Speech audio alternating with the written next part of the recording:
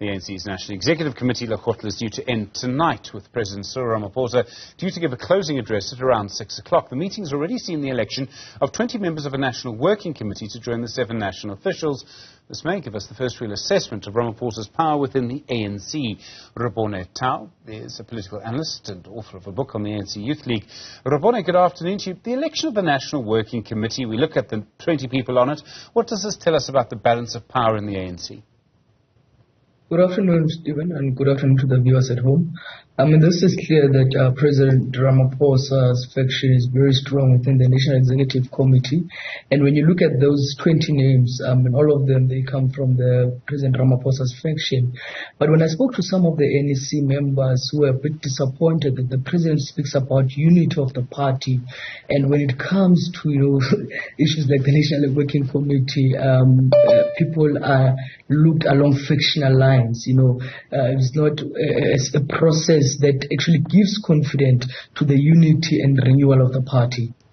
I suppose the question then becomes, does this suggest that he has a free hand? Does he have a lot of room to do what he wants in the ANC? I mean, if that's true, we could expect a sweeping reshuffle, for example.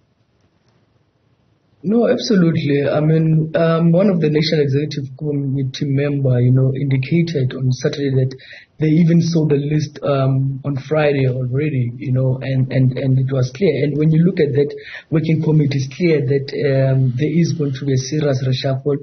You look at earlier on, we heard of Sihle resigning as the MEC and going to the National Assembly. And this was some of the negotiations among the faction of President Ramaphosa, that people like Sihle are likely to come into the cabinet. There's also discussions, people like Tau are also likely to go back to the National Assembly and be in the cabinet, So there is going to be a very interesting reshuffling that we're going to see in the next few days. And one had thought that it would be before the government lekgotla, because what is interesting that the ANC, as it finishes its lekgotla, they will be going into the government lekgotla, and you have people like the Secretary General Fikile Mbalula, who has not yet even resigned, as the Minister of Transport. It would have been good to have a new minister, going to the government lekgotla with a fresh mandate. Normally at around this time, as this lekgotla comes to an end, the ANC also announces the chairs of subcommittees. So, for example, the economic, I nearly said Enoch, the Economic Transformation Subcommittee was very important. Enoch Barangwana was its chair for a very long time. Do those positions still matter? Do they tell us anything when they're announced later? No, absolutely. We for an example, if you check the current, or the comrade within the ANC that took over from Enoch Barangwana, Kensani Kuba, actually got the highest votes in the NWC, and this means that she might be actually retained, for economic transformation, because these are very strategic positions within the ANC. And I'll give you an example. Even this morning when I was speaking to some who were at the lekgotla, they were saying that there was a fight in one of the commissions, where two presentations were made, one by Pravin Gordhan and one by Gwede Mantashe on the energy crisis, and they were giving two contradicting presentations, and a lot of people who were in the commission were really upset that these two people coming from government that are giving two contradicting statements on energy, which is a serious crisis in the country. So, and to be a game of numbers around the issues of the chairs of the committees, because some were even complaining about people who were chairing the lekgotla, that is clear that they will be sidelined to chair the committees because they don't belong to a particular faction. The obvious question people are asking about with the reshuffle is whether Gwede Mantashe will get control of Eskom. He's energy minister now. If he remains energy minister and Eskom moves to energy, well, he would have a lot more control over it than he does at the moment. How do you see the balance of forces around that? Mantashe, as you and I both know, Rebone, is not someone to mess around with.